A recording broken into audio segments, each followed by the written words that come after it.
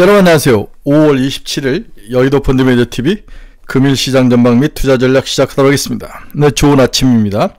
네, 미국 시장이 열리지 않으면서 좀 조용하고 한가한 그런 날이죠. 트럼프가 하루라도 말을 하지 않으면 이렇게 세상이 조용한데 그의 인간은 왜 그렇게 시끄럽게 떠드는지 굉장히 괴로운 날들이죠. 그의 말 한마디, 그의 정년되지 않은 말 한마디가 얼마나 많은 사람들이 상처를 주는지 잘 알 수 있을 것 같습니다. 리더는 모름지기 입이 무겁고 신중하고 진중해야 되는 거죠. 자부간 트럼프가 말하지 않는 날은 세상에 평화가 있는 조용한 날인 것 같습니다.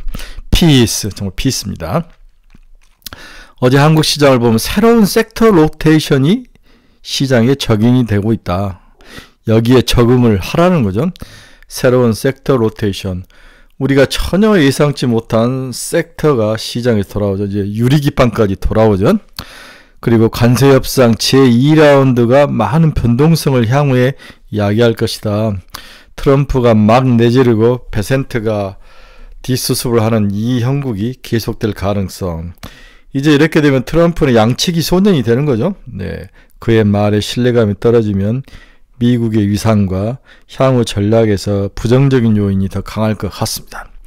따라서 저희는 이런 아사리장에도 시장이 강하게 상승하면서 어제 상승으로 마감됐는데 향후에 무엇을 사서 어떤 전략을 펼치면 이 시장에 대응을 해야 될 것인지 이게 이제 우리들의 가장 중요한 고민거리이자 그리고 풀어야 될 숙제다 이런 생각을 가지고 금일 시장 전망 및 투자 전략 출발해 봅니다. 구독, 좋아요 많이 눌러주십시오. 네, 어제 보면 니케는 플러스 1% 상승했죠. 상해는 마이너스 0.05, 항생은 1.35 이렇게 하락을 했고 한국은 어제 상당히 좋았습니다. 코스피는 플러스 2.02 아주 좋았죠. 네, 코스닥은 1.30, 코스피 200은 1.98 아주 시장이 핫한 모습 2600을 이렇게 상승해서 돌파해 올라가는 모습 강한 상승세를 보였다. 이 핵심 외국인들의 자금이 유입되었다는 거죠. 어제 시장의 가장 큰 특징은 외국인들 자금이 플러스 1000억까지 들어왔다. 이게 이제 굉장히 중요하죠. 상당히 관세 정쟁이라든지 유럽에 대해서 트럼프가 때리고 특히 삼성전자에 대해서도 25% 관세 이야기가 나오는 상황에서 외국인 자금이 한국에 1000억 가까이 들어왔다는 것은 뭔가 시장의 변화를 올리는 단초다. 이렇게 보는 게 맞을 것 같습니다. 네, 코스닥도 840억이나 들어왔네요. 코스닥을 들어 올리는 모습. 돈의 대부분이 SK 하이닉스 이런 종목들로 많이 들어오는 모습. 상당히 글로벌 시장에서 원화 강세가 주는 그 효과. 이게 이제 우리들에게 굉장히 기쁨을 주는 것 같고 여기에 이제 누가 되든 신정부에 대한 새로운 정책 수립 이런 것들이 새로운 희망을 주고 있는 게 아닌가 그렇게 생각이 되죠. 또한 새로운 정부가 잘 미국 정부와 협상을 할 수밖에 없는 그런 구조 이런 것들이 시장의 좋은 모습으로 다가오는 것 같습니다. 전일 시장을 보면 코스피, 코스닥 각각 2%, 1.3% 상승 마감 방금 이야기했죠. 지난 금요일 미국은 관세 이슈가 재차 시장에 충격으로 작용을 했던 관세 이슈가 특히 트럼프가 스마트폰을 미국에서 생산하라고 압박하면서 애플이 3% 빠졌고 같이 삼성전자도 언급하면서 장 초반 삼성전자가 마이너스 0.9 정도 하락하다가 종가에 플러스 0.9로 돌아서는 모습 의외의 모습을 보이는 거죠. EU에 대해서도 6월에 50% 관세를 부과하겠다고 엄포를 놨다가 오늘 아침에 해당 조치를 7월 9일로 연기하면서 아시아 시장의 충격이 희석되었다. 이렇게 시장은 보는 것 같습니다.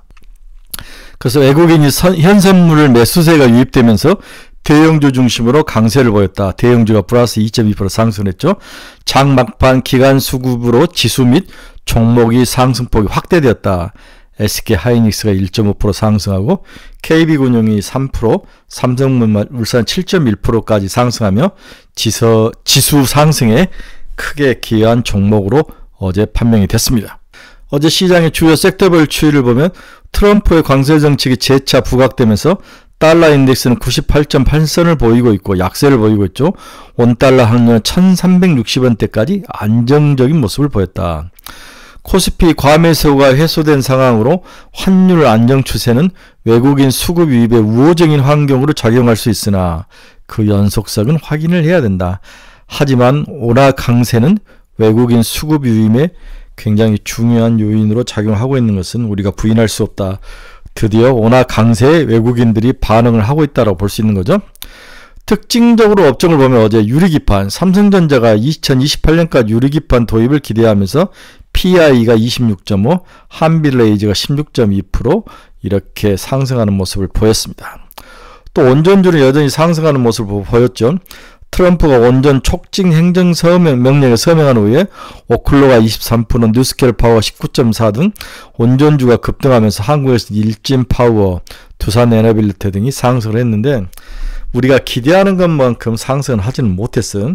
너무 많이 올라서 소문에 사서 뉴스에 파는 모습이 나왔는데 추가로 상승할 가능성도 있어 보인다. 아직 팔 때는 아니다. 또한 코로나19 관련주 중화권에 의해서 태국 등 아시아 국가 전반적으로 확산이 되면서 그린생명과학이 29.8% 상승하는 그러한 모습을 보였다. 그래서 유리기판, 원전, 코로나, 금융 일부, 그 다음 제약바이오 중에서 여러가지 자기 개별적으로 이벤트를 가지고 있는 종목들이 크게 상승한 하루였다고 볼 수 있습니다. 어제 모처럼 이제 2차 전지가 조금 상승해서 올라왔는데 하원을 통과한 트럼프 감세안에서 AMPC 보조금이 조기 폐지될 수 있다는 우려가 진정되면서 종료를 32년에서 31년을 살짝 당겼죠. LG에너지솔루션, 삼성 SDI 등 2차 전지 등이 반등을 했죠. 하지만 어느 누구도 2차 전지 미래에 대해서 브라이트하고 확신을 가지고 있는 사람은 없다. 따라서 주의할 필요가 있다.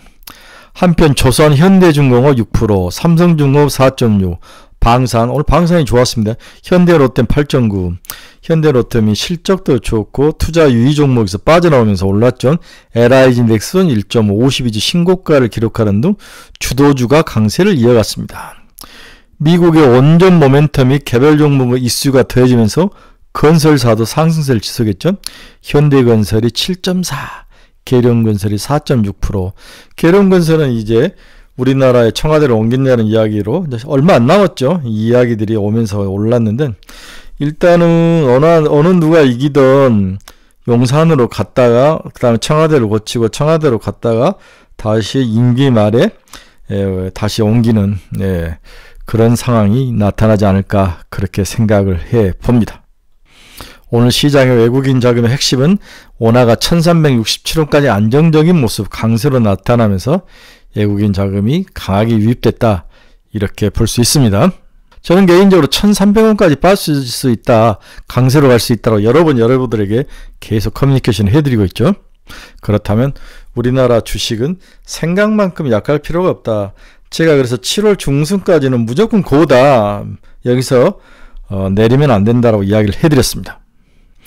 그래서 어제 시장의 상승 테마를 다시 정리해보면 유리기판, PIE, 한빌레이저, 램테크놀로지, 필옵틱스, YC캠.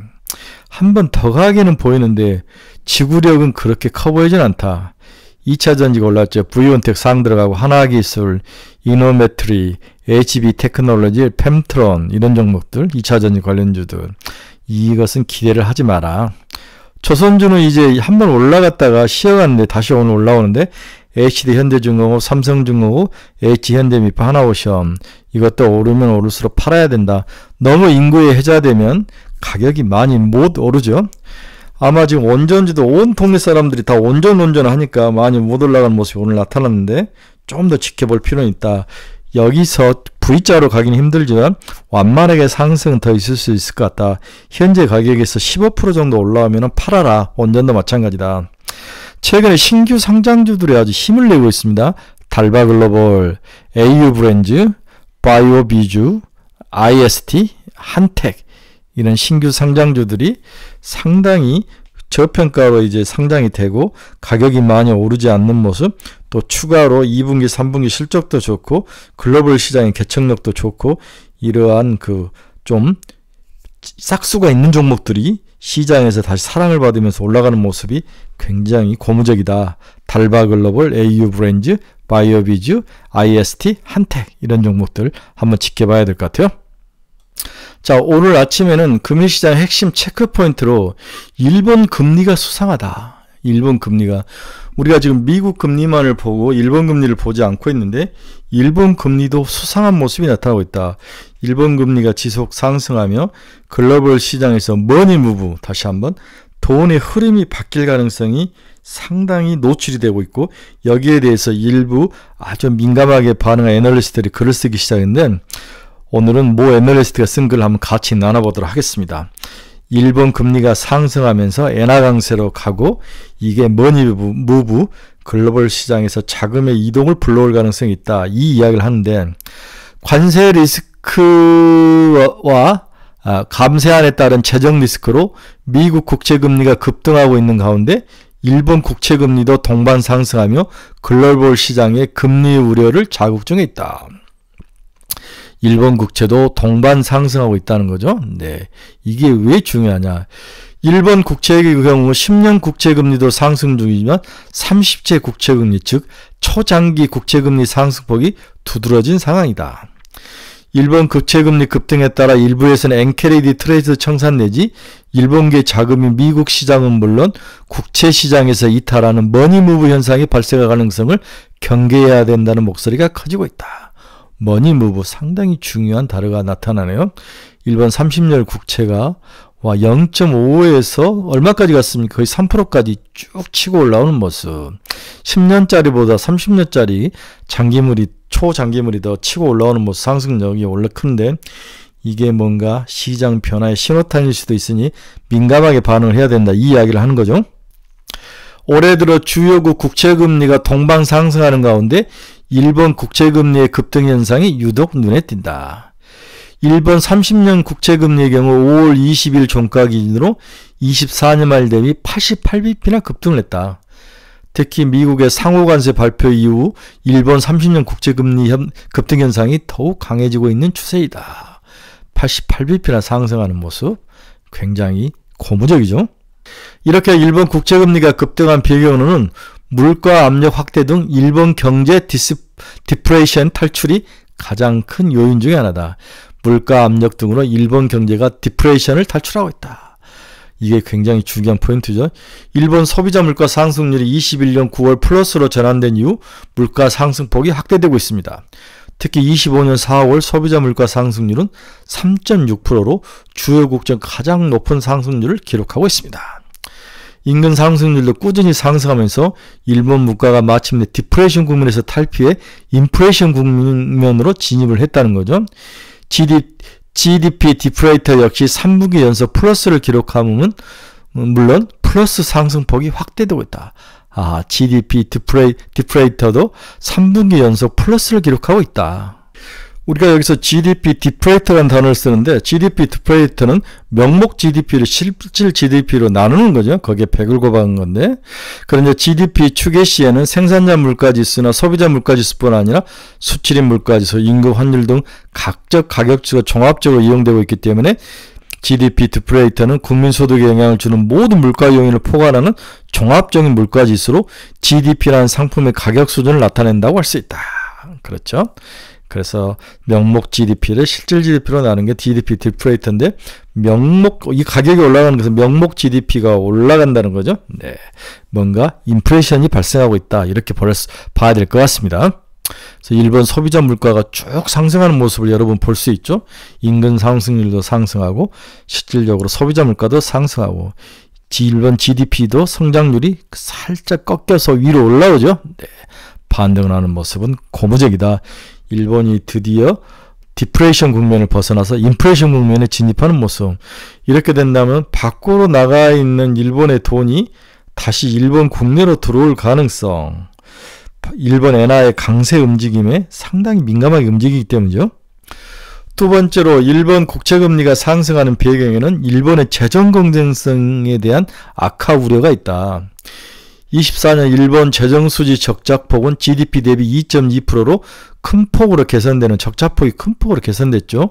그러나 등 코로나19로 악화되었던 재정 상황이 개선되는 추세를 보이고 있지만, 오는 7월 참의원 선거를 앞두고 일본 정부는 소비세 감세 등 경기 부양책을 실시할 전망이다. 쌀값 등 이런 것들이 폭등하니까 식료품 가격 폭등 등으로 식료품에 대한 소비세율을 최대 0%로 인하하는 방안을 검토 중에 있다. 이 경우 연간 5조 원의 세수가 감소가 예상된다. 참고로 소비세는 일본 세수의 약 30%를 차지할 정도로 큰 세금이죠. 따라서 재정이 다시 악화가 된다면 재정 건전성의 악화로 일본 국채금리를 채권을 계속 발행해야 되기 때문에 이런 것 요인으로 일본 국채금리가 상승할 가능성이 커 보인다는 거죠. 자, 일본 국채금리 급등 배경으로 또 다른 이유는 일본 은행의 국채 매입이 축소되고 외국인이 일본 국채를 매도하는 경향이 강하게 나타나고 있다. 일본 시장에서 일본 선물 시장 외국인 13%, 현물 시장은 48.9% 이런 식으로 되어 있는데 외국인이 굉장히 일본 시장에 영향을 많이 미치네요. 일본 은행의 국채 매입 규모 축소에 따라 일본 국채 순공급이 늘어나는 가운데 일본 보험사들이 25년 회계연도에 일본 국채 보유 축소 계획을 발표를 했다. 참고로 일본은행이 보유하고 있는 일본 국채 보유액은 576조 엔으로 총 발행 잔액의 50%를 차지하고 있다. 더욱이 일본은행이 미국 관세 정책으로 금리 인상을 유보하고 있지만 금융시장이 26년 초 추가 금리 인상을 예상 중에 있다. 초창기 국채 매입을 늘렸던 외국인들이 국채 매도에 나서는 것도 수급적으로 장기 국채 금리 급등의 빌미를 제공하고 있다. 자, 이렇게 다양한 이유로 일본 국채가 상승하면은 엔캐리드 트레이딩 청산 리스크가 있다. 그렇죠? 일본 국채의 급등은 엔화 강세의 압력으로 작용할 수밖에 없다는 점에서 밖에 나가 있는 돈이 다시 일본으로 들어오는 엔캐리드 청산 압력, 이걸로 머니무브가 늘어날 가능성, 이 가능성이 글로벌 주식시장에 어떤 영향을 미칠지. 이러면 미국은 당연히 안 좋은 거죠. 미국은 안 좋고 일본이 좋을 가능성이 높아 보이죠. 이런 면에서 미국은 관세 협상을 어떻게 하느냐에 따라서 일본과 미국의 주식 관계, 사고 파는 관계, 미국 주식의 앞날이 어느 정도 결정이 되지 않을까, 영향을 미치지 않을까, 그런 생각도 됩니다.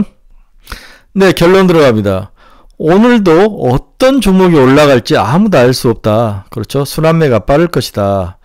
그렇지만 어제 돌았던 게 오늘 다시 돌아올 일은 없을 것 같고, 따라서 어떤 모습으로 오늘 상승할지는 알 수는 없지만 시장이 외국인 자금이 지속적으로 들어온다면 대형 우량주, 그 다음에 뭔가 향후 신정부의 수혜를 받을 예상한 종목, 그리고 성장력과 수익성, 2분기, 3분기 이후에 실적이 꾸준히 늘어갈 종목, 그 다음에 글로벌적으로 세상에 관심을 갖고 있는 온전주 같은 종목들, 이런 종목들 위주로 시장이 돌 수 있을 것 같다.